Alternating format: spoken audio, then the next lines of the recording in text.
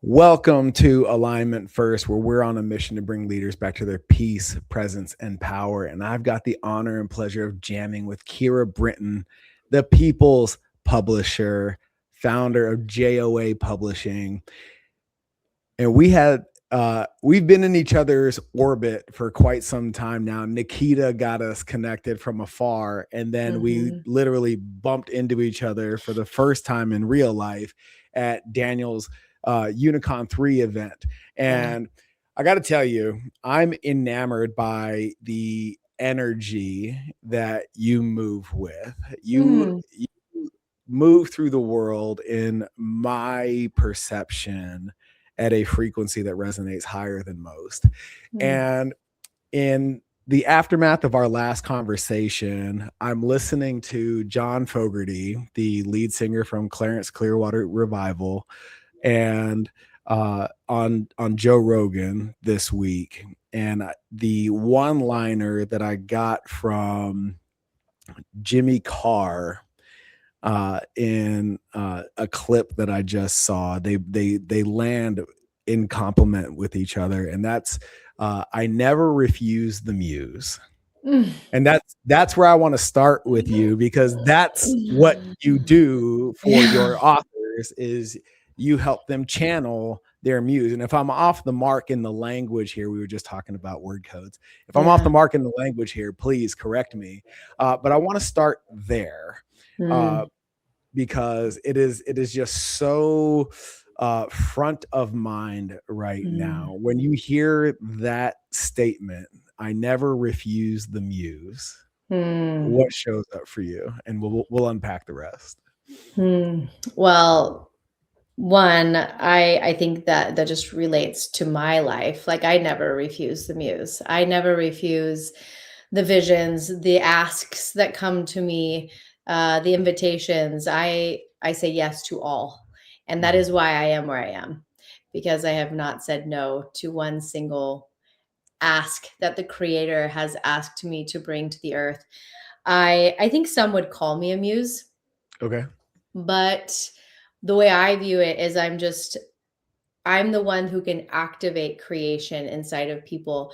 And my goal is that once they've felt it, then they can actually start activating it on their own. And that is what happens, is that when people sit with me, like, the heavens open and they begin to hear, but then they begin to become this channel.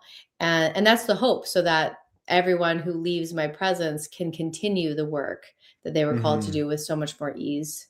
Yeah. You're a mother of 5. I am. And the Cliff Notes version, you turned a couple $1,000s into a couple of million in a couple of years. It's a very brief, understated version of your story.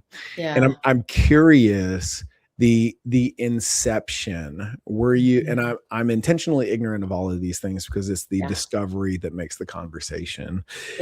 The inception of what you do, is that born on the back of your first publishing endeavor, or how did it all manifest that you were at what was the inflection point to chart this course?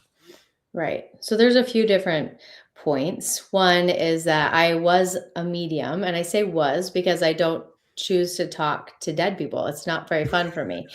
And so, like, I actually just said, I'm not going to do this anymore. And I, like, closed that gift. I'm going to interrupt you on purpose because I'm intrigued. As a medium, and it not being fun for you, is the experience like are you a cinephile? Do you know movies? No, I don't know movies. Do you know the movie Sixth Sense?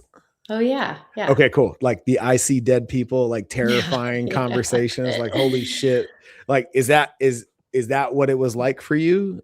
No, what it was like was that I would have people come and give, like, spirits come and ask me to give messages to people who were on this earth. And not always were the messages I wanted to give. Okay. Yep. And I felt like I didn't have agency in this. And I was like, I don't want to do this. Like, this isn't what I want to do. And so what was powerful is I did do it for 3 years. Everyone who came to me, I did give their messages. Otherwise, I would get like 100 canker sores. So it was like this thing like I had to do. Yeah. It was like a very visceral experience. And so I had 3 years of that experience. And so when I asked God to take the gift away, it did complete for me. But then a few years later, I was called to start a publishing house. And I thought that was so strange. But I did, because I do everything that I'm asked to do by what I call God, the God of my understanding. And 2 years after I started the publishing house, I was sitting with a client who, and I was not helping people write books at this point. And the way that spirits used to come and give me messages, her book appeared. And I was like, oh. And so then I began to like fine tune my gift of mediumship, of listening to books. And now I've probably spent 10,000 hours in these sessions with authors all over the world. So now it's just my easiest gift. And I find so much joy in it. I find so much joy in helping people hear their books, because books live beyond our lives. It's the only thing that lives beyond us is the written word. What was the work that you did to understand that your perceived curse was actually your gift? My words, not yours. Well, when it first arrived, that first time I was sitting with a girl, she didn't even know she had a book in her. And all of a sudden I felt the book arrive like spirits would used to show up for me. And I was like, oh my gosh, I think you have a book. And then I just started to tell her what the pages look like. And I started to tell her what I saw. And then she went home and wrote a book in 4 weeks. And we were like, whoa, what is that? And then like I did it again. And so it was almost like this delightful surprise. And that's what it felt like. And every time I sit to channel with someone, it is a delightful surprise. I never know what's going to come through. And a lot of times I still doubt, like, can I do this? Is this, but it always arrives and it always is here. And so I think it was actually it was that I received it. When I saw that, like, this was how I could use my gift, I was like, oh, I'm on board for this. Like, this is what I feel. And then it was like, of course, that's why I was asked to start a publishing house. Of course, like all the pieces started to come together. I call that connecting the cosmic dots. Oh, that's totally it. You know, there was a point in my career where I had the gym, I had written my first book, I had the podcast in its infancy, and I had my leaders forum.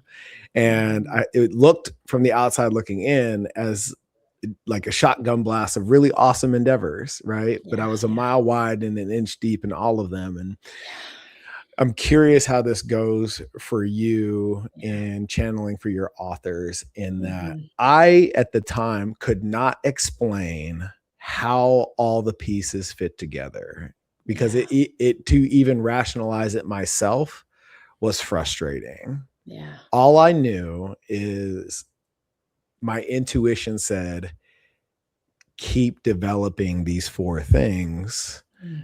Don't let them die. And eventually it all came to fruition in the work that I do now. What is that, a similar season of life for your authors when they come to you? Yes, for my authors. Yes, I watch them. Well, and the power of the way that we write books in this version is we don't write it, we receive them. And so I sit and I ask them to ask, like, get more precise with your ask. And then new ideas arrive. Like, if we keep writing books from our own understanding, we're not bringing anything new to humanity. We're just all living in the same regurgitated content. So my invitation is that we sit and we ask, so we get new ideas, new principles, new distinctions that haven't actually been brought here. And so when authors do that, it opens up everything. Now they've got a whole body of work that just came through that then gets to become the seed of all the things that they do from then on. Yeah. Oh, there's so many parallels here. In the work that I do, when I leave a session with a client, and even in the facilitation I receive from my guides, my coaches, my mentors, there's the thing that you thought you showed up for. Yeah. Yeah. And then there's the thing that you actually got that you didn't know that you needed. Exactly. Right. Yeah.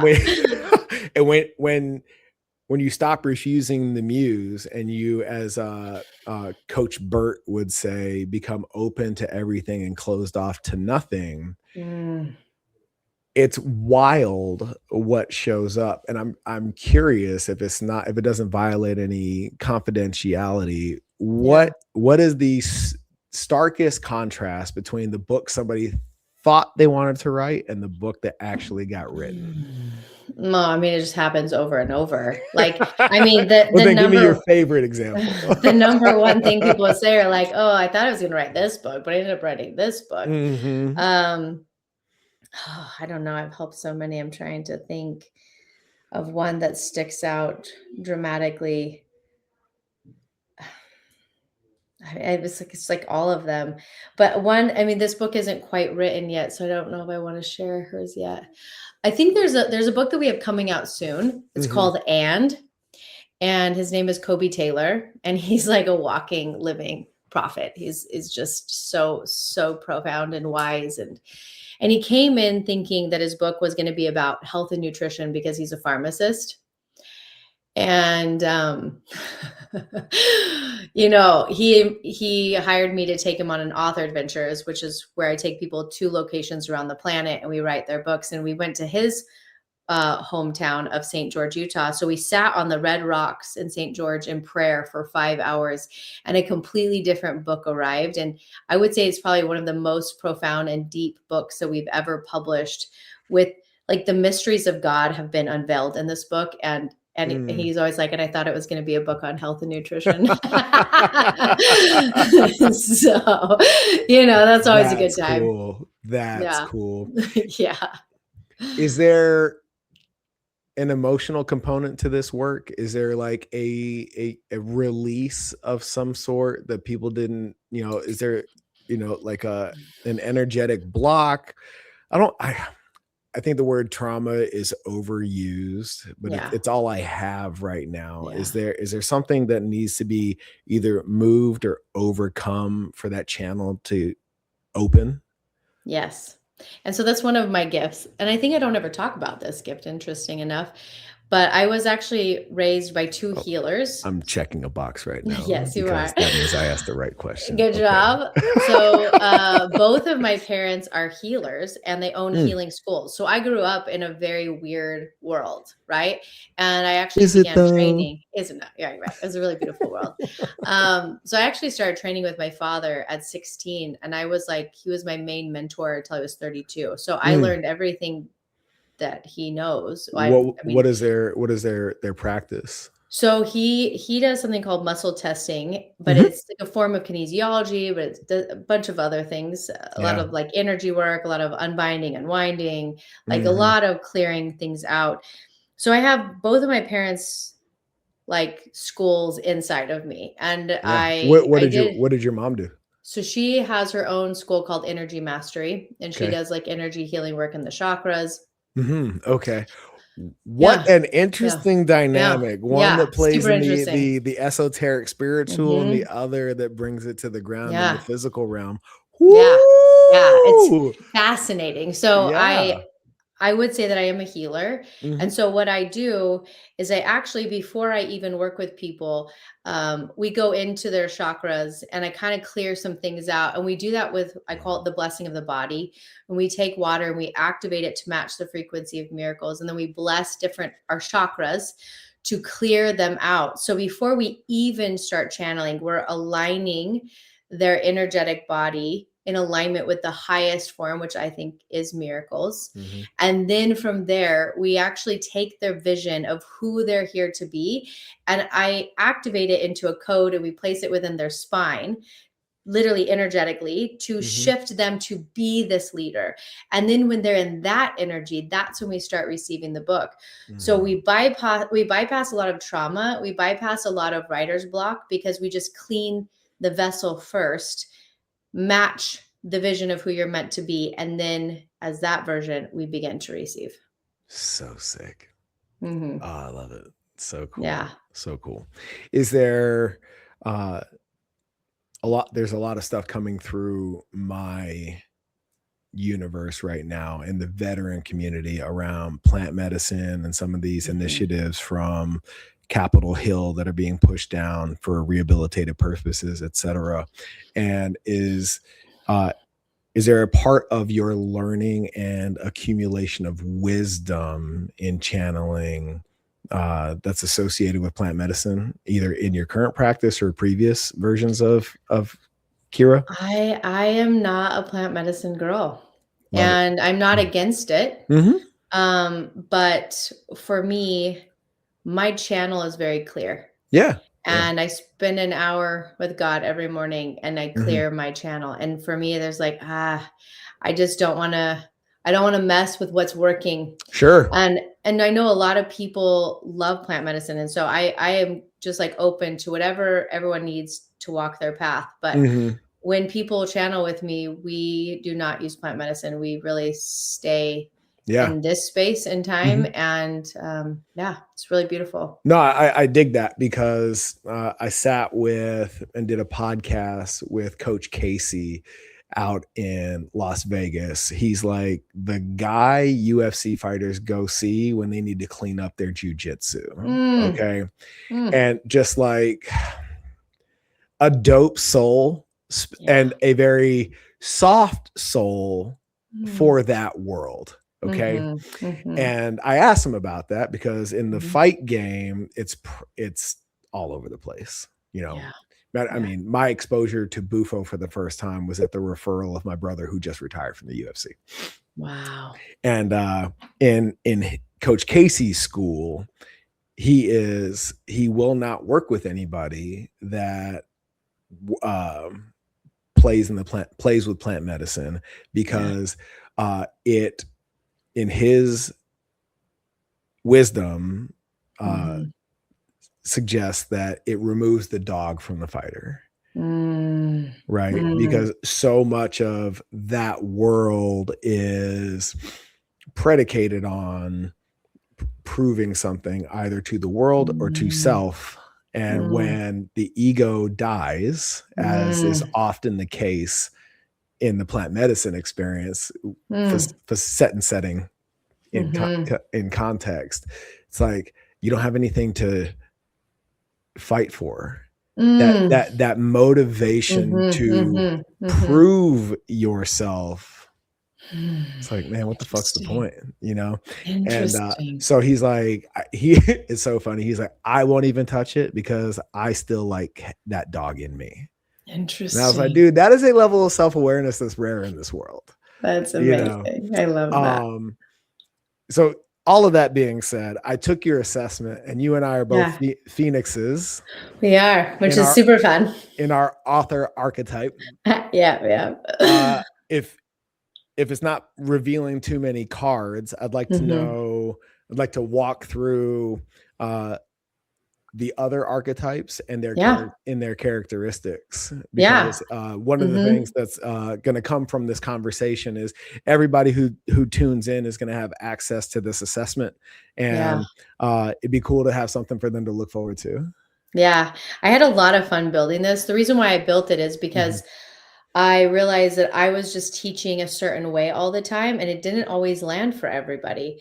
And this is like past channeling. This is me now helping people take all their channelings and put it into a book and then build their business. And all of a sudden I was just like, wait, there's like so many different types of people. And so I took all the different personality assessment quizzes and I kind of combined them together and all of the experiences I've had with authors. And I came up with these 3. And it just helps us so much understand our author better. So if someone's a Phoenix, like they're like, they don't like details and they're like high risk and they're just like, put me in the field coach, like, let me go. And so like, that's who I am. So I run so well with that. But then when we have the blueprint of the architect, they like details and they want to know processes and they want to know step by step of what needs to happen. And so for me to serve them, if I know someone's an architect, I'm like, oh, great. So before you sign on to this program, meet with Mona, my head project manager, who's also an architect. And she's going to give you the call that you really want. Because I'm for sure not the girl to give you that call. You know, like I'm just not going to give you any of these details. It's just like hurts me. Right. So like, then I understand how to help them. And then we can help them better in the writing of their book. So it just helps me gauge who they are. And then that also helps people. Like if you're a Phoenix and you've been trying to format your creativity, no wonder your book's not done yet, because you're trying to write it like an architect, and phoenixes don't write like that. So phoenixes write like fire hose. They write like pressure. They write like, oh, containment of creation. But like you say, hey, could you write an outline first before you write your book? And then they're never going to write a book. But if I were to go to the architect and be like, hey, I want you to just channel for the next 7 hours and then give me all of your creations, they're going to be like, I can't. And then the dream weavers are so powerful because they're the ones who dream so big, but they struggle with taking action. And so then when we see someone's a dream weaver, we're like, oh, you have the dream, which is perfect. Because if we have a dream, we can build anything. But let me show you how to now take action so that your dreams become real. And so it's just been such an amazing support for me to know how to really speak to authors. So I want to put this in the context of the Muse, because this is fun.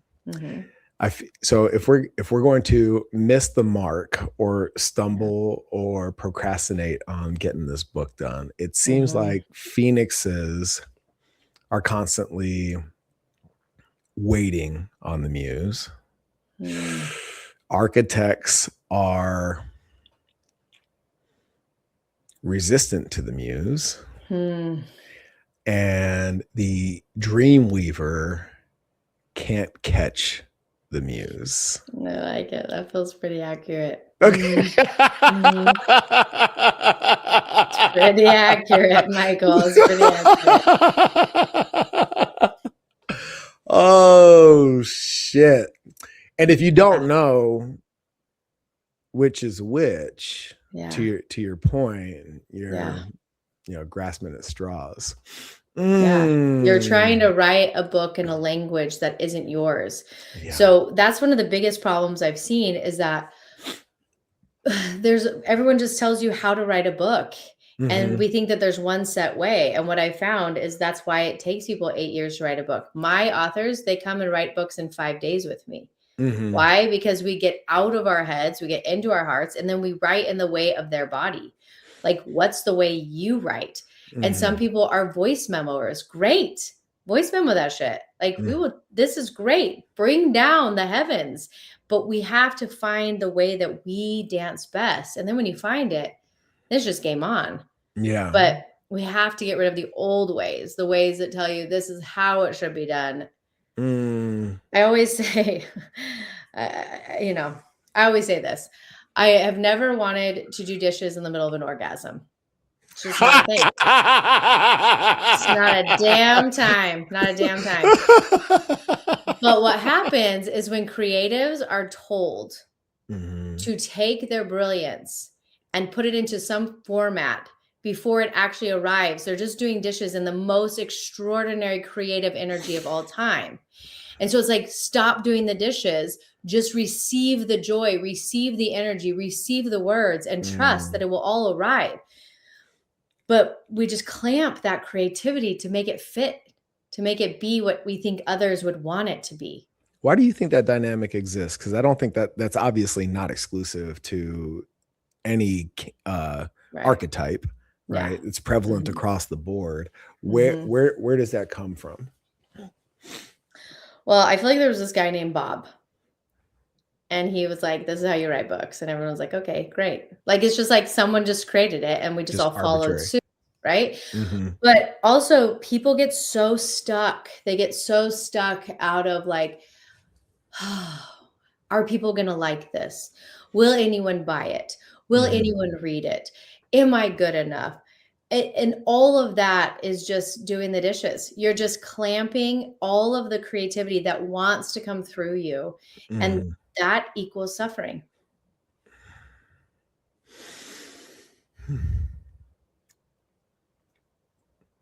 Why do you think we're so preoccupied with what others think?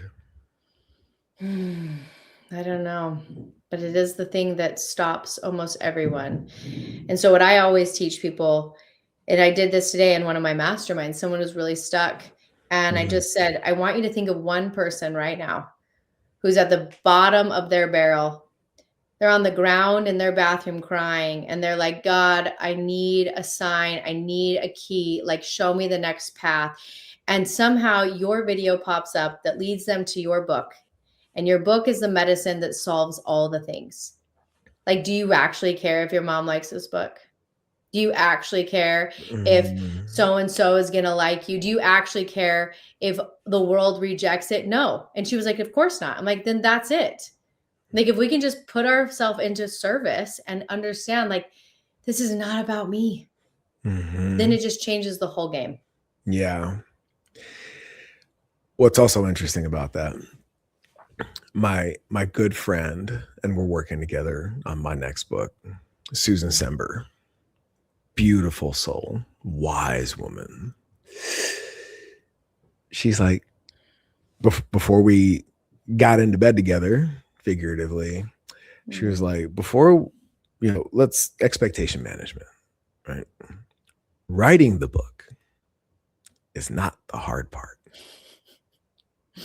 It's everything that comes after the book, where in her lived experience, that's where published authors actually meet the most resistance. It is. Yeah. Because I'm going to drop a blog about this idea, this self-sabotage of but, right?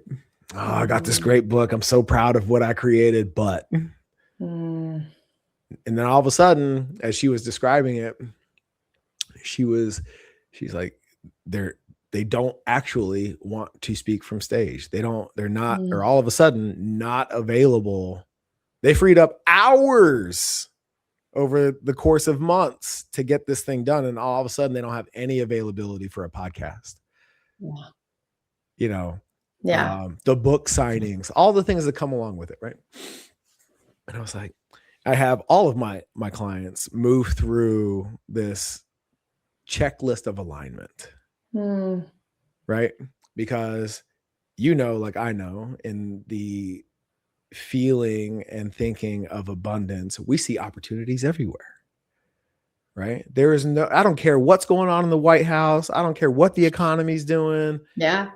There's opportunities everywhere. Yes. But not every opportunity is Keira's opportunity, just like not every opportunity is Michael's opportunity, right? And being able to discern, right? And I think it's really important. I think you were getting to this. Like, why are you writing the book in the first place? Yeah. Right. Because if you're just writing it for you, you don't need all the rest of that shit. Like, you just want to check that box, enjoy the experience, and see if you could produce something published worthy. Awesome. Right. Yeah. If it's a legacy play, right?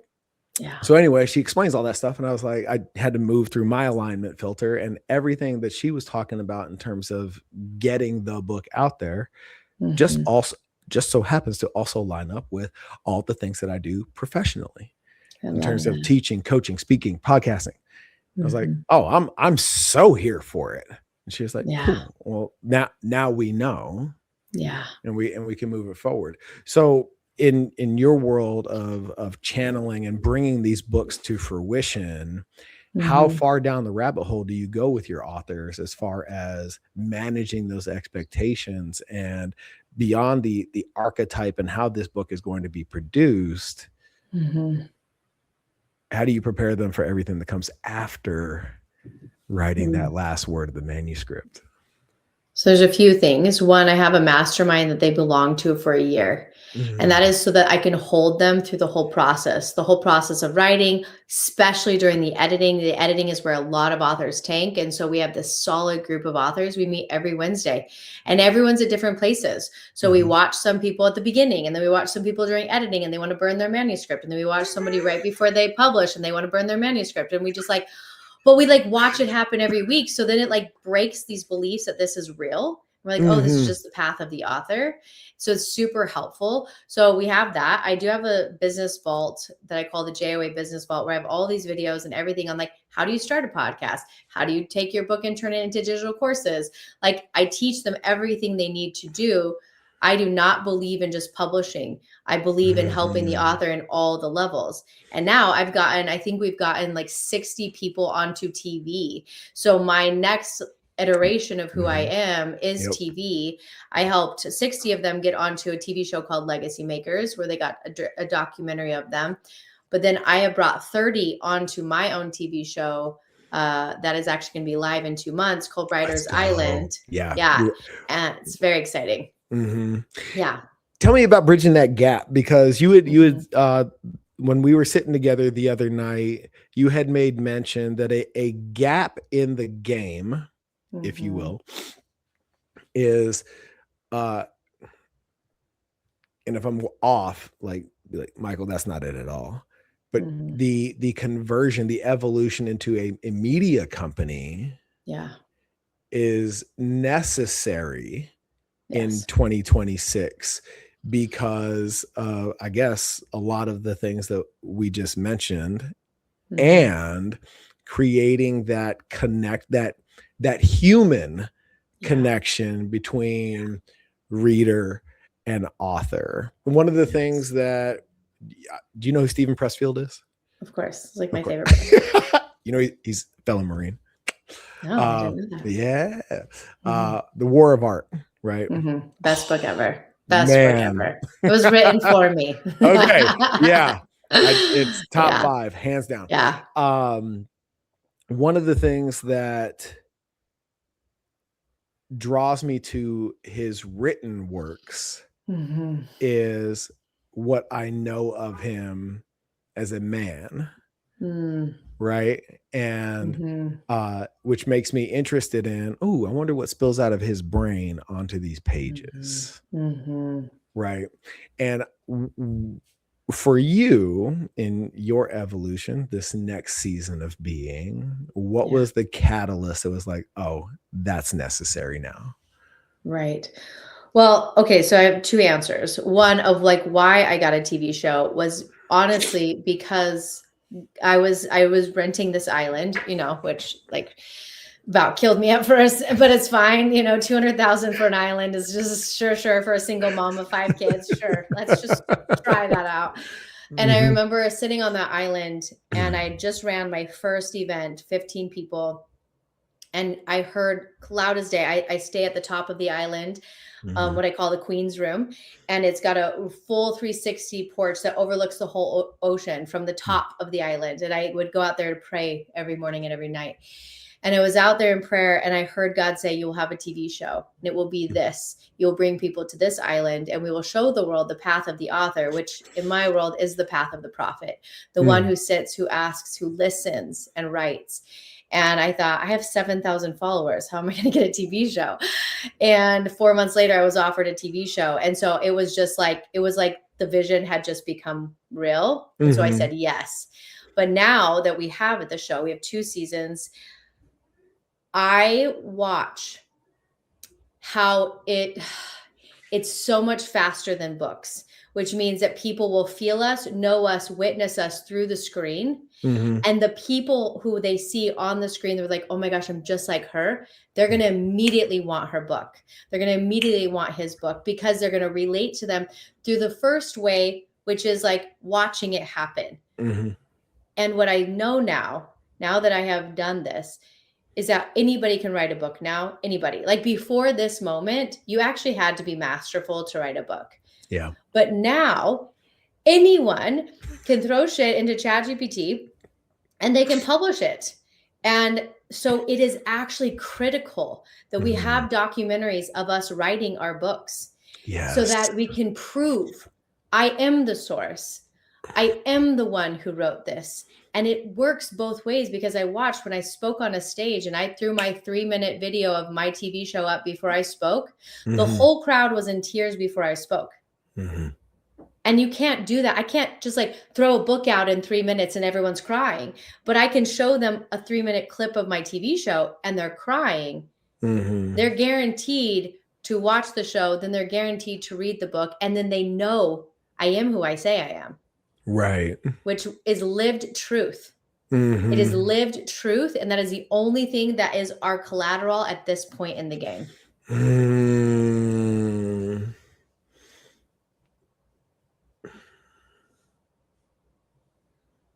I don't want to sidetrack us, but I'm going to ask anyway. Yeah. Are you in the world of literary works, how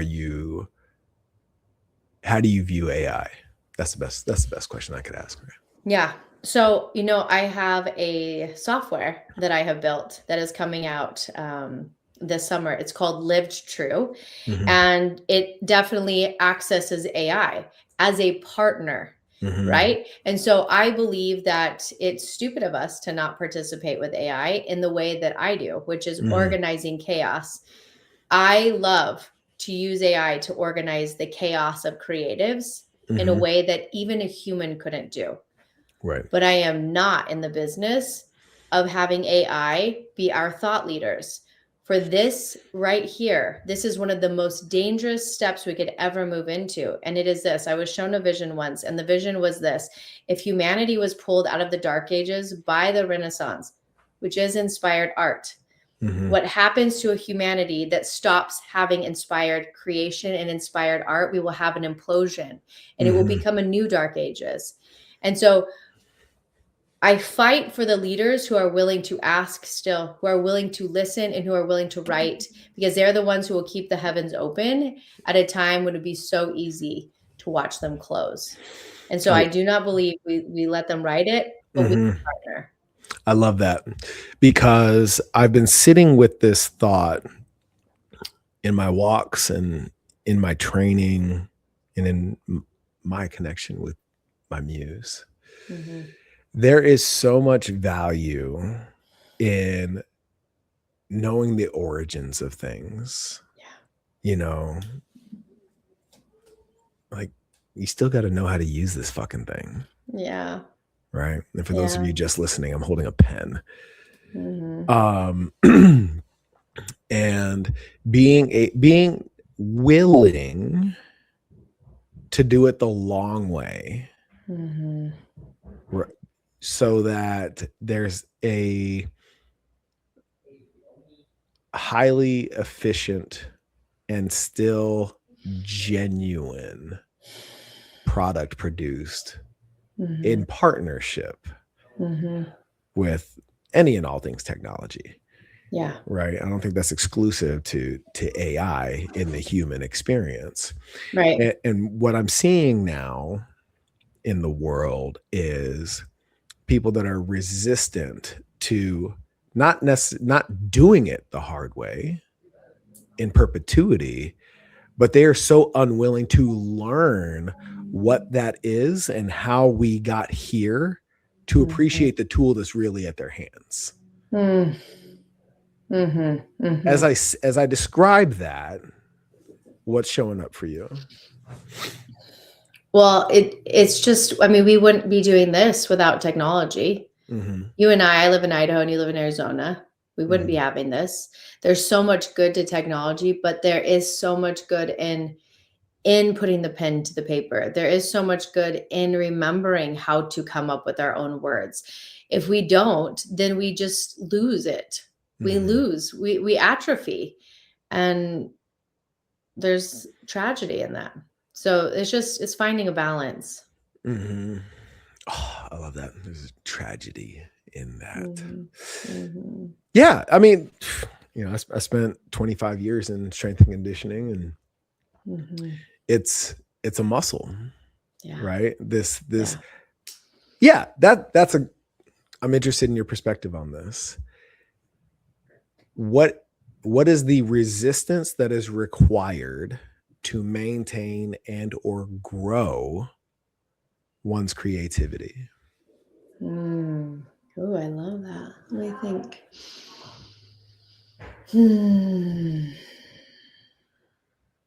I know I say the word ask a lot, but I do believe it's one of our greatest gifts is to ask.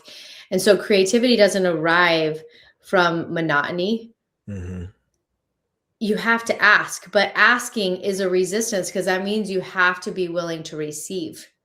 And sometimes the ask isn't answered right away. And so the resistance is like, how long can you sit in the space of unanswered receivings with the faith that it will actually arrive in the exact moment that it needs to? And that requires a tremendous amount of strength and a tremendous amount of resistance to to not wanting to break down, to not wanting to give up, to not just like pushing it aside, to like sit in the uncomfortable space until it arrives. As you're describing that, because Yeah. literally, I feel you. Yeah. What is the moment that you just relived? Every damn day. I mean, like, I play a big game, Michael. I play a big game. And that means I go all in. That means like I funded my TV show, cash. Like I had to take out hundreds of thousands of loans last year to pull that off.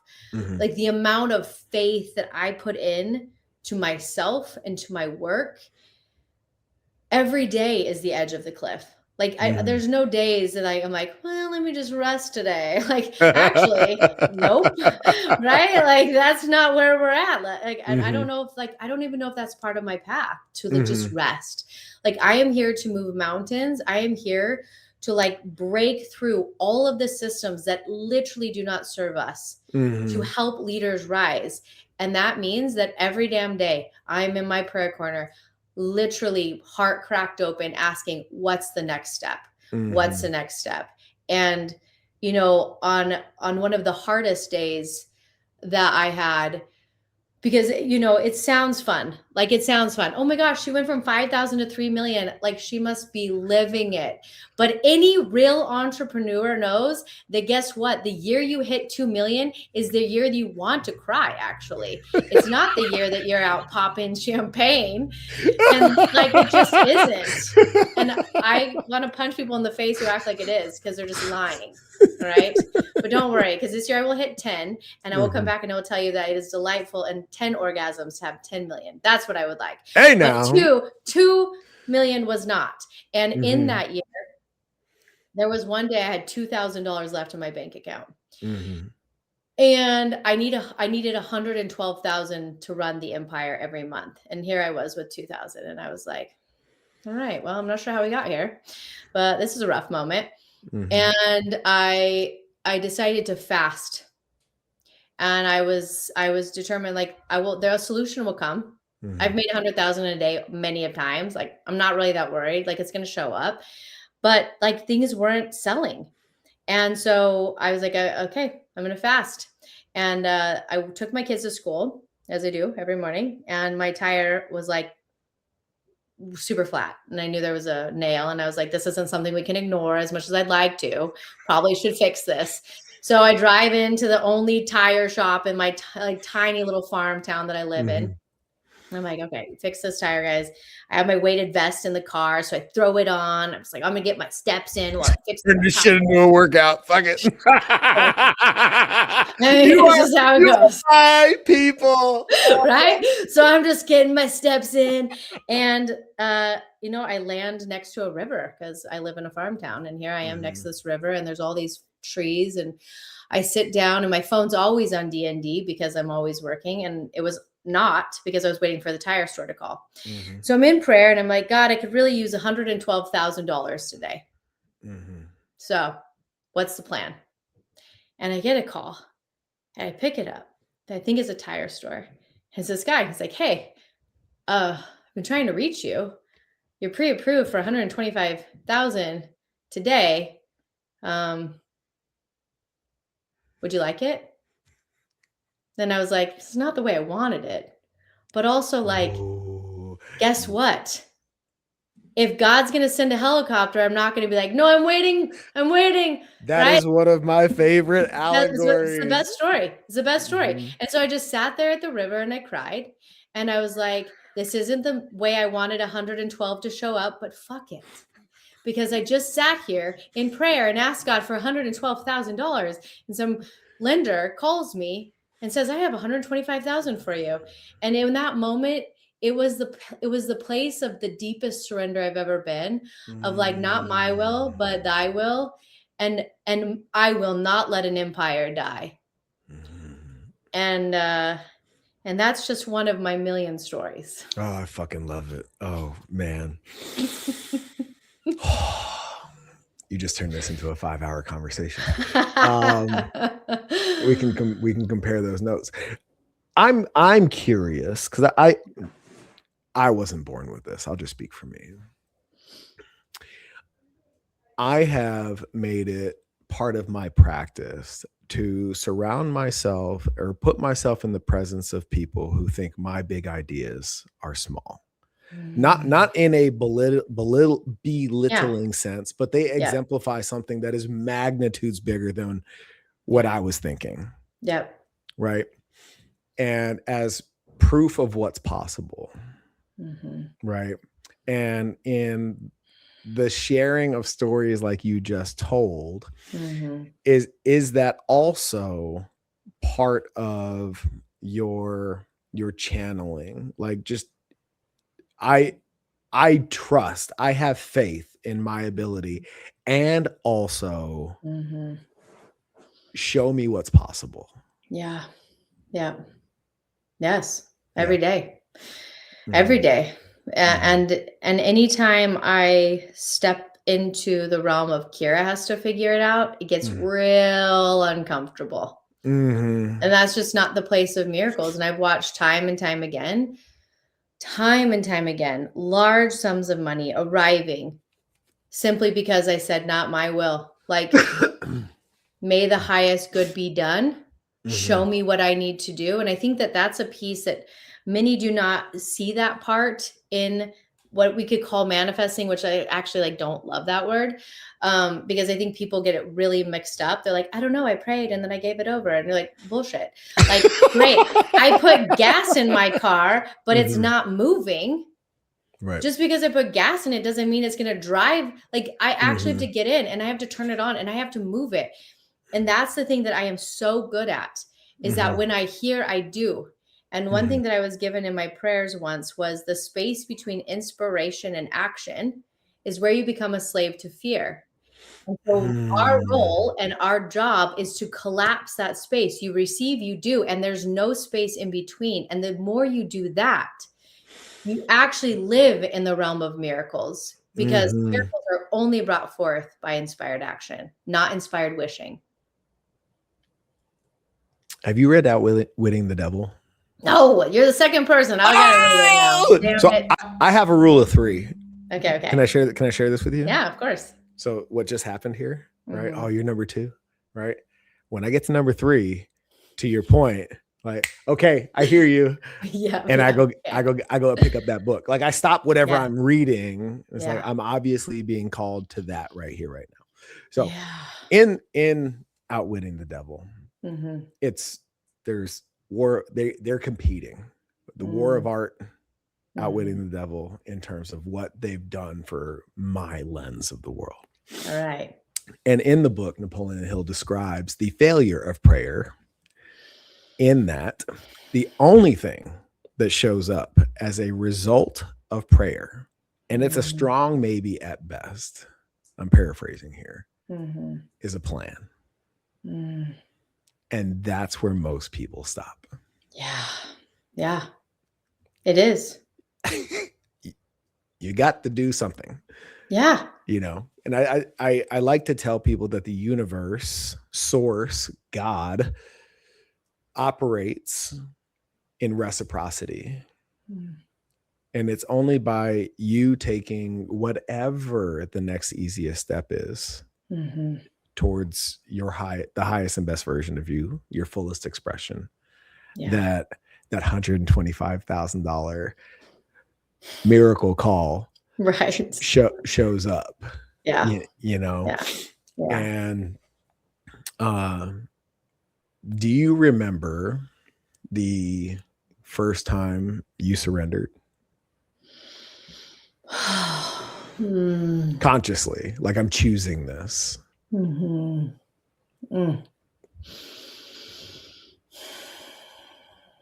so many. I'm trying to see if I can remember. I do believe so. When my 20-year marriage ended, I received the inspiration to take no child support, no alimony, and not the house. Like, I took nothing. So I literally left with nothing. I didn't have a pillow. I didn't have a fork. I didn't have sheets. I had nothing. And this was only 3 years ago. Okay. So like this wasn't like a decade, like literally a hop, skip, and away. This was my life. And the amount of surrender that I did into that, there is a higher plan, that God will work miracles, and that I am the action taker who will wield them. And so it was this surrender, and it was also like, burn the fucking ships. So let's go do it or we're going to die. And that moment was my depths of surrender, of like, and it worked. Well, I really want to dive in here because I think this is really important. Yeah. Because we romanticize, much in the same vein, the way we talk about manifestation, we romanticize this concept of surrender. And Lord knows I've been through my shit and I've coached people out of a lot of theirs. Yeah. The reality of surrender is that you don't get to, and it doesn't even have to be rock bottom, right? Yeah. But that moment of surrender in its purest sense, immediately after that moment, it's not sunshine and rainbows. Right. Like for many of us, it actually gets worse. Yeah. But you said something a second ago that I also want to bring back around, and that you said the word moment, right? And if we can bring ourselves to embrace the idea, if it's only that